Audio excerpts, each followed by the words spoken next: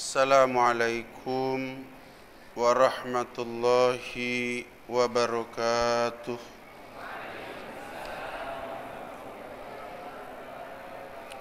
Bismillahirrahmanirrahim. Alhamdulillahi rabbil alamin. Wassalatu wassalamu ala man ba'asahu Allahu rahmatan lil alamin wa ala alihi wa man tabi'ahum bi ihsanin ila yaumiddin, amma ba'd. Para alim ulama, para asatid wal asatijah atau para abi-abi di lingkungan Pondok Pesantren Tahfizul Quran As-Saifur Rahim Sulaimaniyah, para orang tua, para kasepuhan, hadirin kaum muslimin wal hadirat kaum muslimat rahimakumullah. Dari lubuk hati kita yang paling dalam, marilah kita bersama-sama memanjatkan puji serta syukur kehadirat Allah Subhanahu wa ta'ala atas anugerah agung, anugerah besar yang Allah Subhanahu wa ta'ala berikan kepada kita pada saat ini. Apakah anugerah agung, anugerah besar itu? Anugerah berupa hidayatut taufik. Dengan anugerah tersebut Allah Subhanahu wa ta'ala telah memudahkan kepada kita, meringankan kepada kita untuk melangkahkan kedua belah kaki, melanggangkan kedua belah tangan, menghadapkan jiwa raga kita dari ujung rambut sampai dengan ujung kaki, berada di rumahnya Allah Subhanahu wa ta'ala, yaitu Masjid As-Saifur Rahim, tempat paling agung, tempat paling mulia, tempat yang paling dicintai oleh Allah Subhanahu wa ta'ala. Dan kita bersyukur kepada Allah Subhanahu wa ta'ala. Allah dudukan dalam majlis besar. Tidak ada majlis di sisi Allah Subhanahu wa ta'ala mengalahkan majlis di mana Allah Subhanahu wa ta'ala saat ini telah mendudukan kita. Majlis apakah itu? Yaitu majlis ilmu. Ilmu yang kita akan bahas pada saat ini adalah ilmu yang pertama yang diwajibkan oleh Allah Subhanahu wa ta'ala untuk dipelajari, untuk diyakini. Ilmu apakah itu? Adalah ilmu tauhid. Ilmu apakah itu? Adalah ilmu akidah atau ilmu yakin, ilmu iman, dan ilmu makrifat kepada Allah Subhanahu wa ta'ala. Yang prolognya, muqaddimahnya telah disampaikan di pekan-pekan yang lalu. Pada malam hari ini kita akan memasuki materi daripada pelajaran tauhid. Di dalam kitab kecil ini merupakan ringkasan daripada berbagai macam kitab, seperti kitab Tauhid Ummul Barahin, kitab Sanusiyah, kitab Tijan Daruri, dan kitab-kitab tauhid lainnya, sehingga ada sebuah kitab tersusun dalam sebuah kitab yang disusun oleh Kiai Haji Khair Afandi, pendiri Pondok Pesantren Miftahul Huda, Tasikmalaya, Manonjaya. Beliau memulai atau membuat iftitah di dalam kitab ini dengan iftitah bacaan Bismillahirrahmanirrahim. Alhamdulillahi Rabbil Alamin, wassalatu wassalamu ala man ba'athahu Allahu rahmatan lil alamin wa ala alihi wa sahbihi wa man tabi'ahum bi ihsanin ila yaumiddin. Amma ba'du. Ini iftitahnya. Kenapa beliau sebelum menguraikan materi tauhid di dalam kitab ini, beliau mengawali dengan bacaan Bismillahirrahmanirrahim.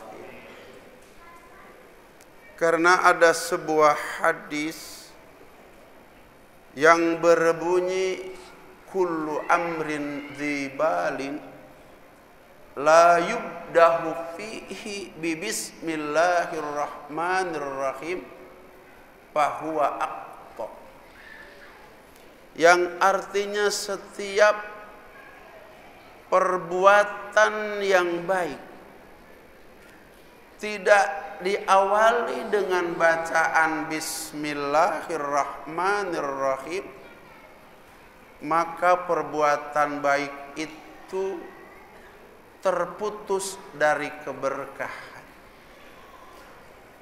Tidak ada ilmu yang terbaik mengalahkan ilmu tauhid. Akan tetapi kebaikan ilmu tauhid itu akan terputus dari keberkahan ketika mengawali pembahasannya tidak dimulai dengan Bismillahirrahmanirrahim. Maka oleh karenanya Kiai Haji Khair Afandi memulai susunan kitabnya dengan mengawali bacaan Bismillahirrahmanirrahim. Bismillahirrahmanirrahim tidak sebatas apabila sesuatu yang baik tidak diawali dengan bacaan Bismillahirrahmanirrahim fahuwa aqta, maka terputus dari keberkahan. Bismillahirrahmanirrahim lebih jauh daripada itu, bahwa Allah Subhanahu wa ta'ala telah menurunkan kitab sucinya sejumlah 104 kitab yang 100 berupa suhuf, yang 4 berupa kitab. Zabur diturunkan kepada Nabi Daud alaihi salam. Taurat diturunkan kepada Nabi Musa alaihi salam. Injil diturunkan kepada Nabi Isa alaihi salam. Dan yang keempat, Al-Quran diturunkan kepada Nabi kita Muhammad sallallahu alaihi wasallam. Al-Quran adalah merupakan rangkuman dari seluruh kitab yang diturunkan oleh Allah Subhanahu wa ta'ala. 100 suhuf ada dalam Al-Quran. 3 kitab, Zabur, Taurat, Injil, ada dalam Al-Quran. Kalau kita mempelajari Al-Quran, sama ada mempelajari 100 suhuf, sama ada mempelajari Taurat, sama ada mempelajari Zabur, sama ada mempelajari Injil. Bahkan ulama menyampaikan bahwa Al-Quran yang jumlahnya menurut satu hitungan 6.666 ayat, 114 surat, dan 30 juz itu terangkum di dalam surat Al-Fatihah. Jadi kalau Allah Subhanahu wa ta'ala menurunkan surat Al-Fatihah saja, tidak menurunkan 113 surat, cukup.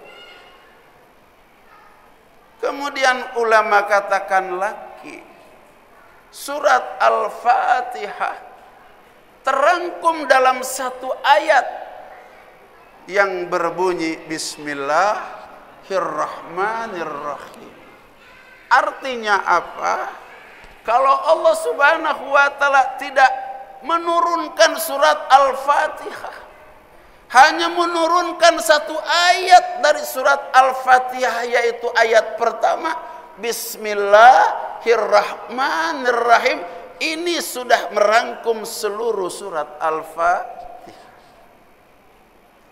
Bahkan surat Al-Fatihah Bismillah itu pun terangkum di dalam huruf ba daripada Bismillahirrahmanirrahim.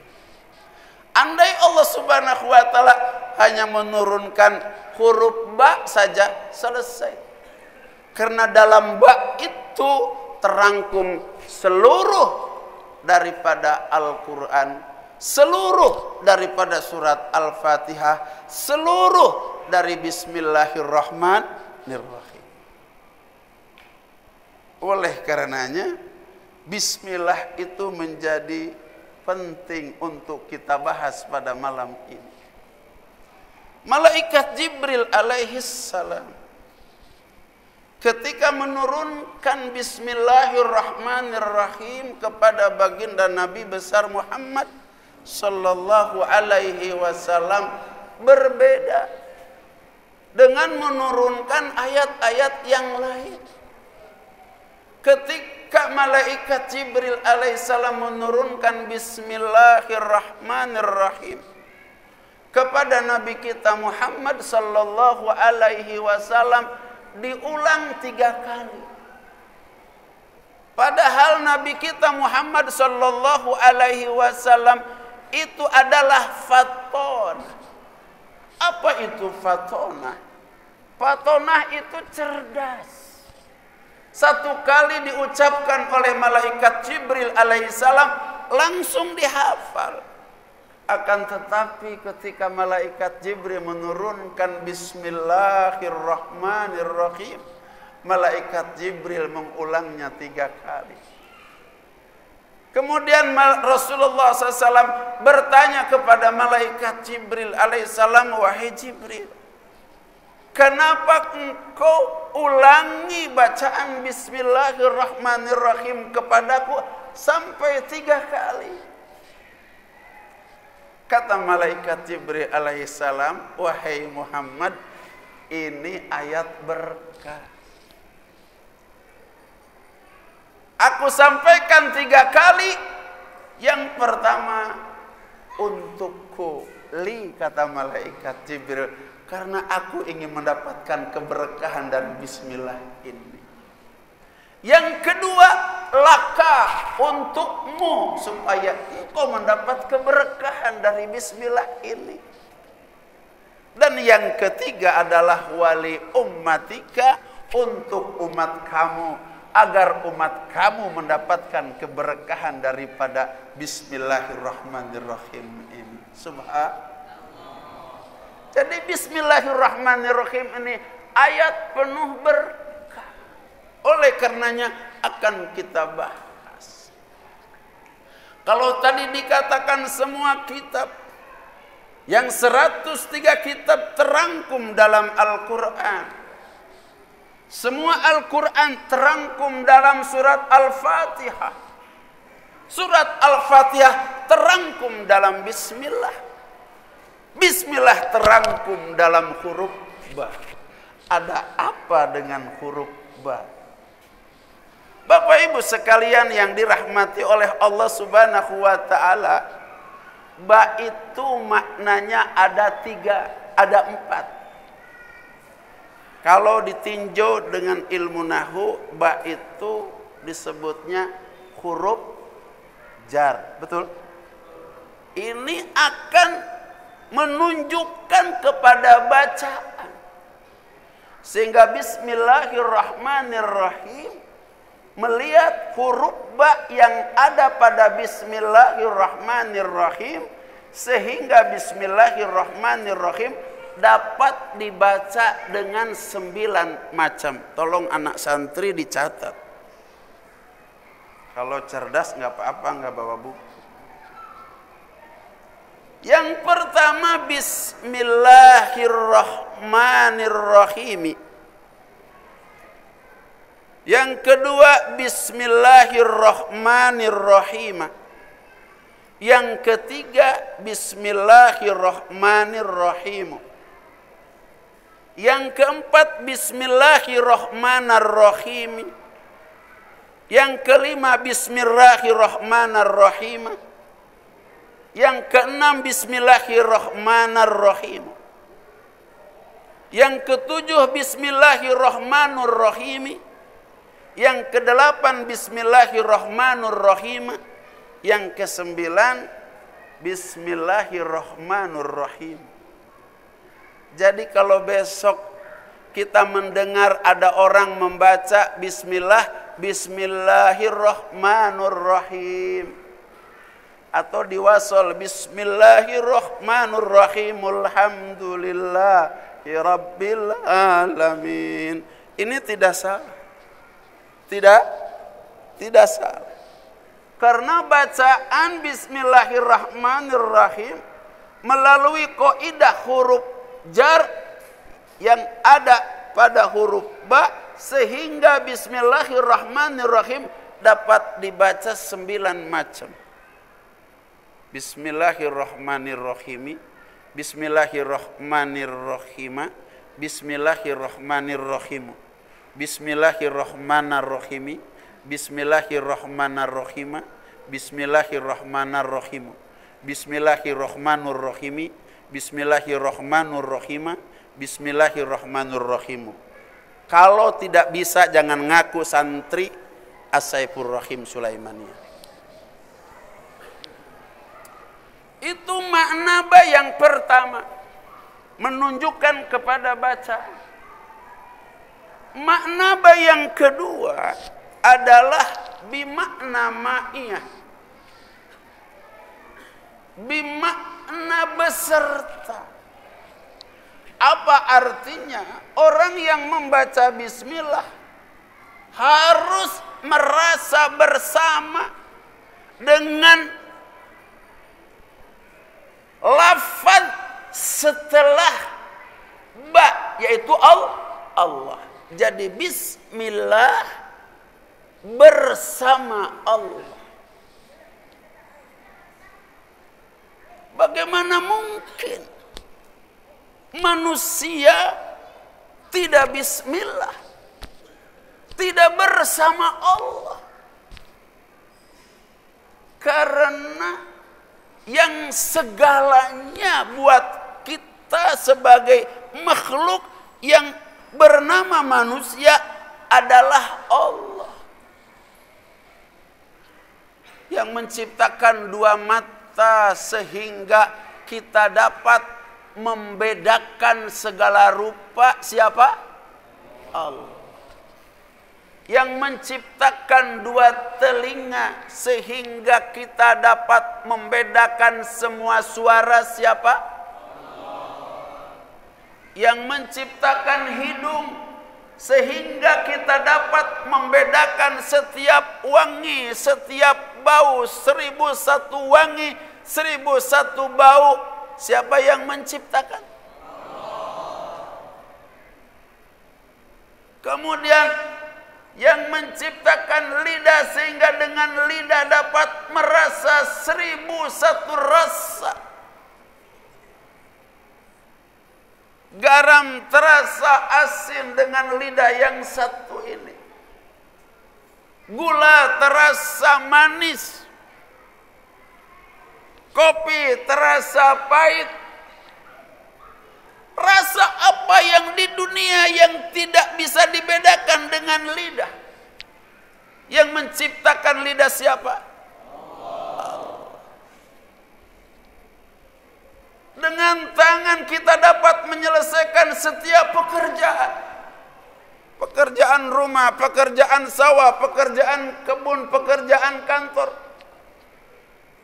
Semua yang memiliki predikat semua menyelesaikannya dengan dua tangan. Dua tangan dari siapa? Allah. Kemudian turun ke bawah. Memberikan dua kaki. Sehingga tercapai setiap tujuan mau kemana dengan kaki sampai. Yang memberikan kaki siapa? Ada manusia yang mau melepas diri dengan Allah.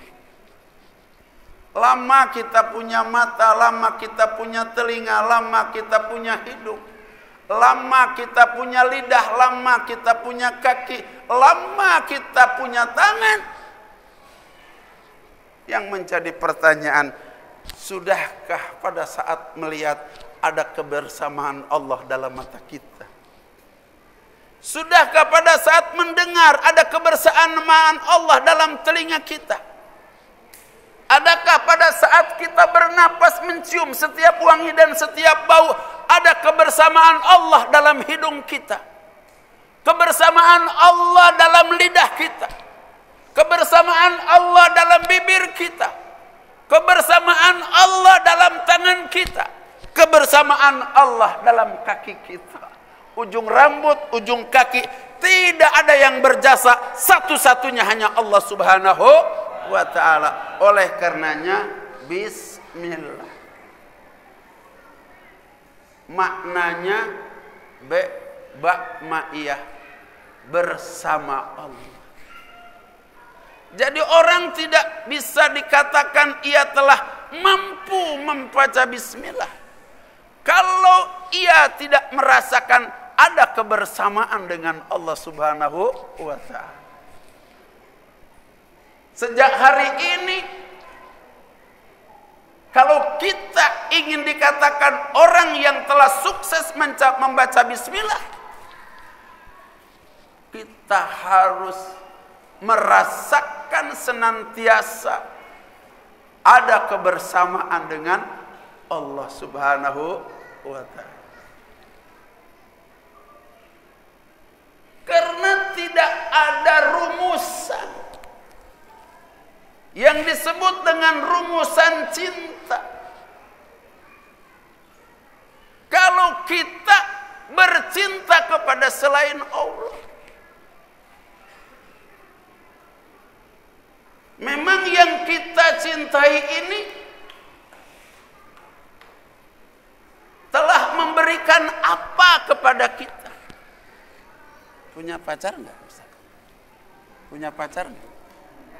Hah? Enggak. Jangan bohong sama Abah. Yang jujur, yang jujur. Ada yang punya pacar?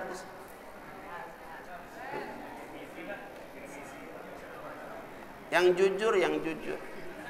Enggak, ini aja yang pakai batik punya ya.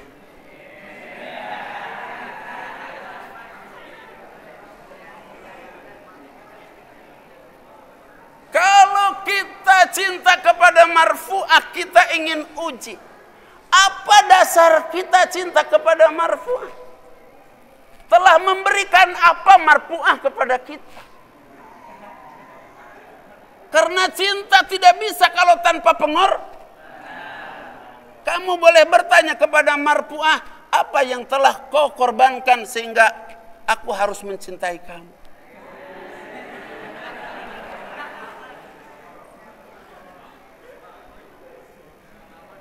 Jadi dalam rumusan cinta yang harus kita cintai secara hakiki, satu-satunya hanya zat Allah Subhanahu wa ta'ala.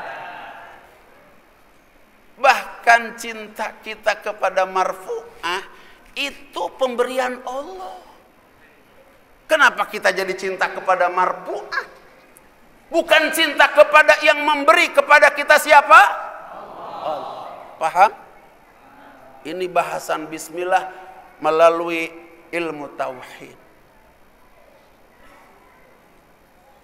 Jadi orang tidak sah membaca bismillah kalau belum menyatakan diri selalu bersama dengan Allah. Bismillah, baknya ma'iyah beserta Allah. Tidak cukup sampai bak ma'iyah beserta Allah. Bak yang ada pada bismillah. Yang ketiga adalah ba lil ilsaq. Apa? Ba lil ilsaq. Apa ilsaq itu? Ilsaq itu melebihi kebersamaan. Yaitu maknanya melekat. Apa? Melekat. Ilsaq itu melekat. Jadi makna ba di dalam ba setelah ba huruf jer, setelah ba ma'iyah adalah lil ilsaq. Maknanya melekat. Melekat dengan siapa? Bismillah. Melekat dengan Allah. Karena tidak setiap bersama itu melekat. Betul? Tapi kalau melekat pasti bersama.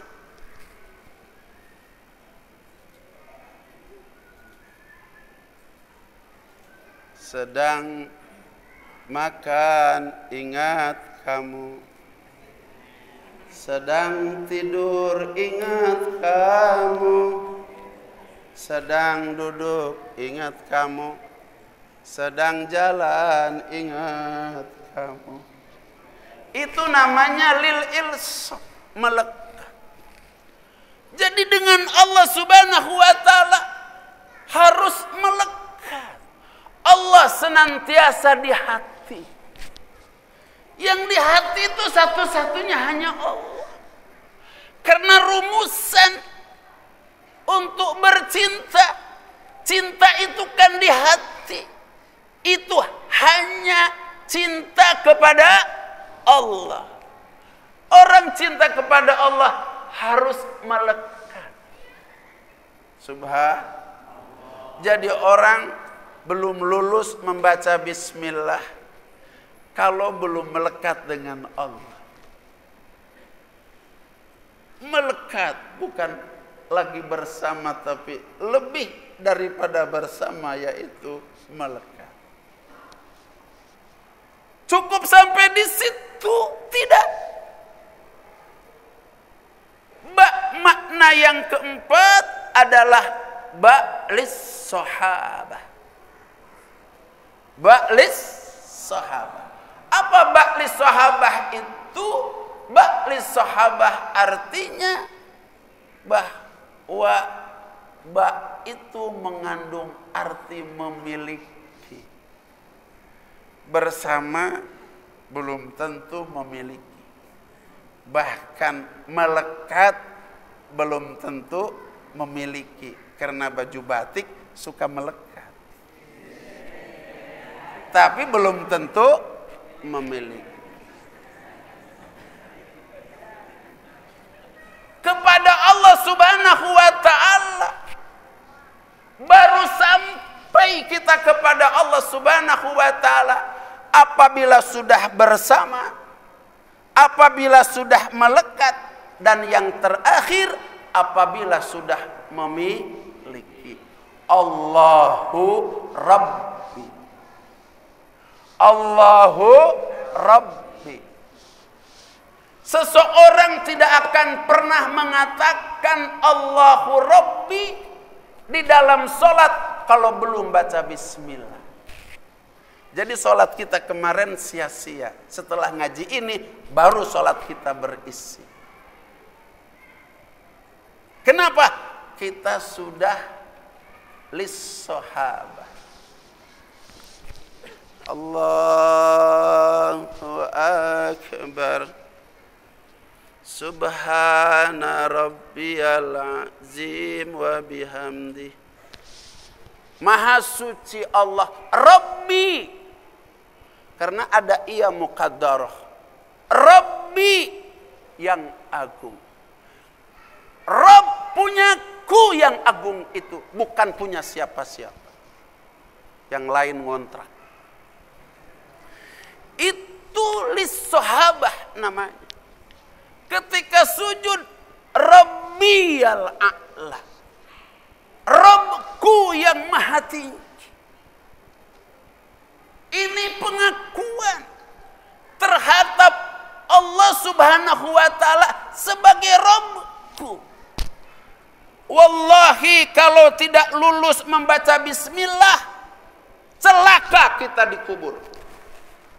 Karena yang akan pertama ditanya oleh malaikat munkar nakir pada saat kita dikubur, yang mengkubur pergi 7 langkah, munkar nakir datang, yang pertama ditanya surat pertama daripada surat Al-Fatihah, Bismillah. Adakah di dalam bacaan Bismillah kita lis-sahabah? Maka kalau kita telah menyatakan malah kita Bismillah kita lis-sahabah bahwa Allah itu adalah Rabbku, maka ketika ditanya oleh malaikat munkar nakir, man Rabbuka, kita akan dapat menjawab Allahu Rabbi, karena sudah ngaji Bismillah. Paham? Paham?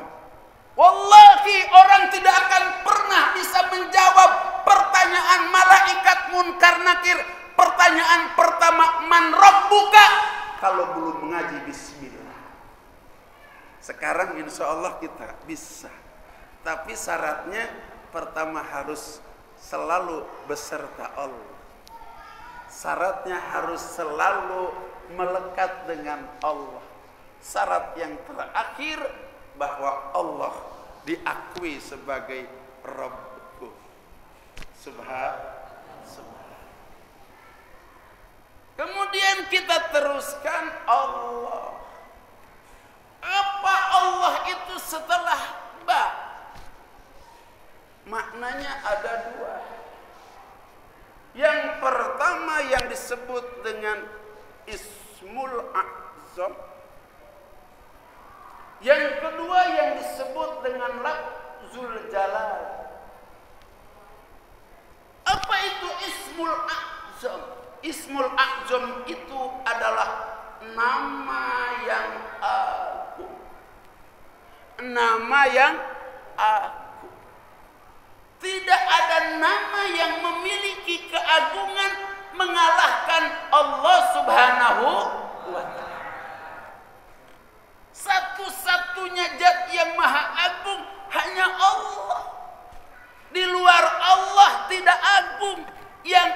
agung hanya Allah. Kalau ada namanya agung, bukan berarti agung. Karena pemilik keagungan hanya satu-satunya zat adalah Allah. Kalau ada nama agung akan tetapi dia pengen jadi agung, dia adalah bersaing dengan Allah.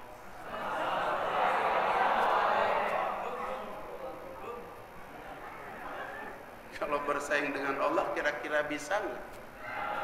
Menghamparkan 7 lapis bumi bisa? Kemudian membentangkan 7 lapis langit berdiri tanpa tiang bisa? Boro-boro menghamparkan 7 lapis bumi, kemudian membentangkan 7 lapis langit sama tiang, suruh mengambil rumput yang paling kecil, yang sudah terpisah dari tangkainya, sudah hitam, sudah kering, bisa nggak ciptakan ini? Agung, bisa nggak ciptakan ini? Tidak ada yang bisa bersaing dengan Allah. Oleh karenanya, yang punya keagungan adalah satu-satunya zat adalah Allah. Yang kedua namanya lafzul jalalah. Apakah lafzul jalalah itu? Lafzul jalalah adalah lafaz yang memiliki keluhuran. Tidak ada lafaz di dunia ini yang sekian lafaz-lafaz yang ada di dunia. Satu-satunya lafaz yang memiliki keluhuran, hanya satu-satunya adalah lafaz Allah. Lafaz Allah.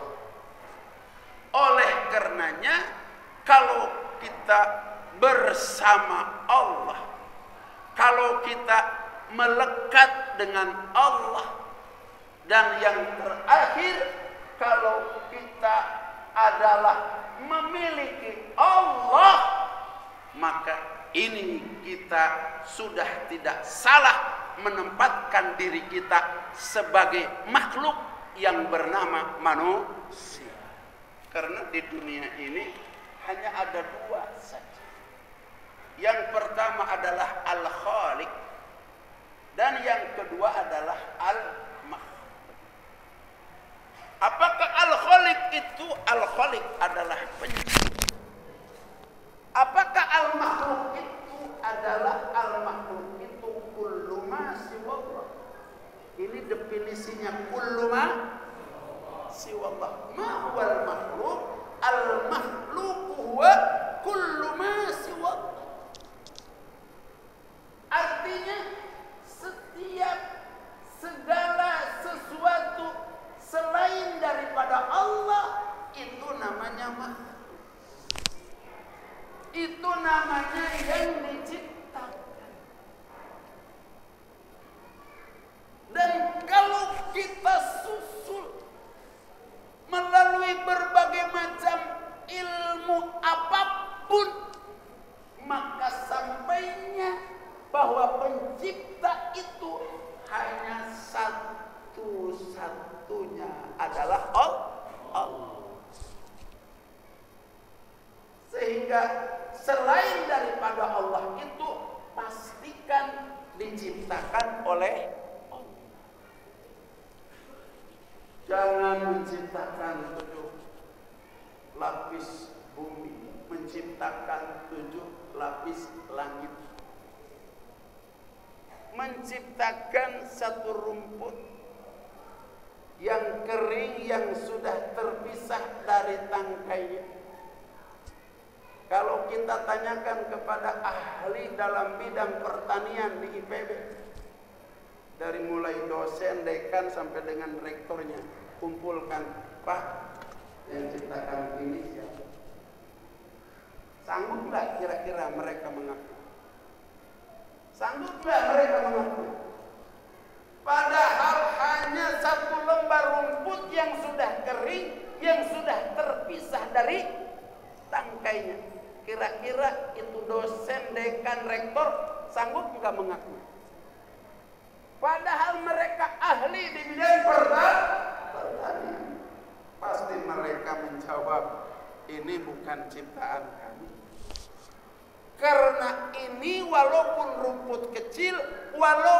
pun sudah terpisah dari tangkainya, ini terjadi melalui sebuah proses.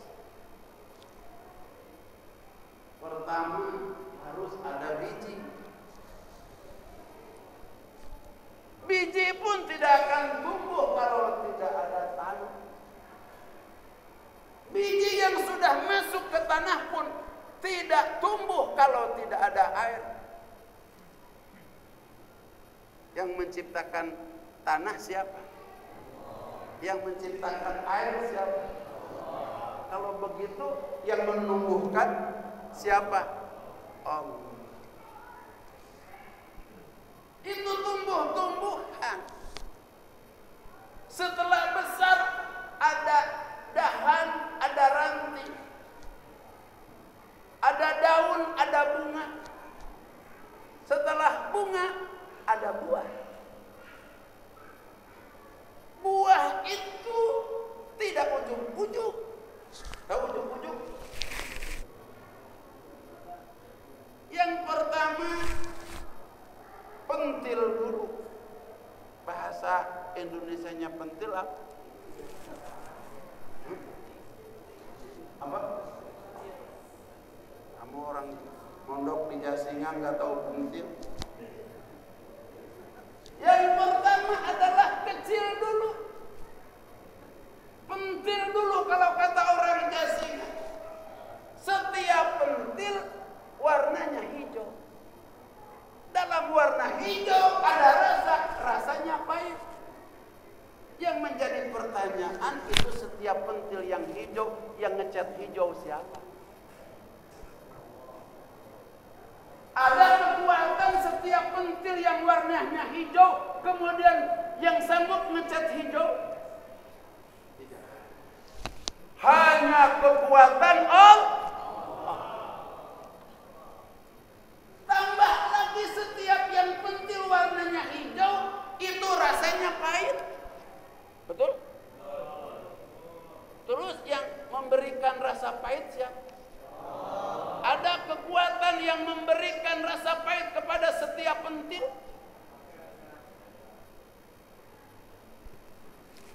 Kalau sudah pentil lewat sedikit warnanya kuning. Di dalam warna kuning ada rasanya asam. Kita bertanya, yang memberikan cat kuning siapa?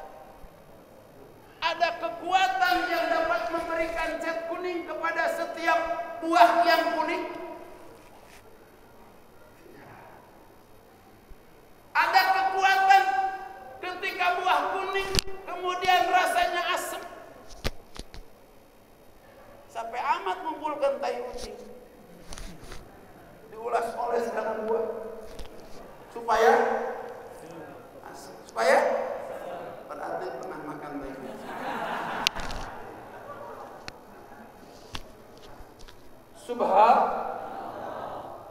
Pindah dari kuning yang rasanya asam kepada merah.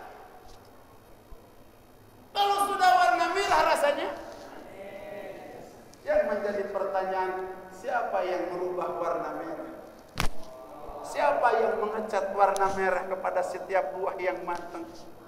Dan siapa yang mendatangkan sifat manis kepada setiap buah yang merah? La ilaha illallah. Ini yang disebut dengan Ismul A'zam. Ini yang disebut dengan Lafzul Jalalah. Baru Bismillahirrahmanirrahim. Tunggu episode berikutnya. Hadanallahu wa iyyakum ajma'in wa adkhalana fi zumratil muwahhidin fi jannatin na'im. Aqulu qawli hadza fastaghfiru innahu huwal ghafurur rahim. Subhanallahi wa bihamdihi, subhanaka wa bihamdika, asyhadu an la ilaha illa anta, astaghfiruka wa atubu ilaik. Subhana rabbika rabbil izzati amma yasifun, wa salamun alal mursalin, walhamdulillahi rabbil alamin. Ar-Rahman Ar-Rahim.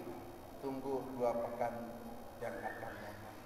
Billahi taufiq wal hidayah. Wassalamualaikum warahmatullahi wabarakatuh.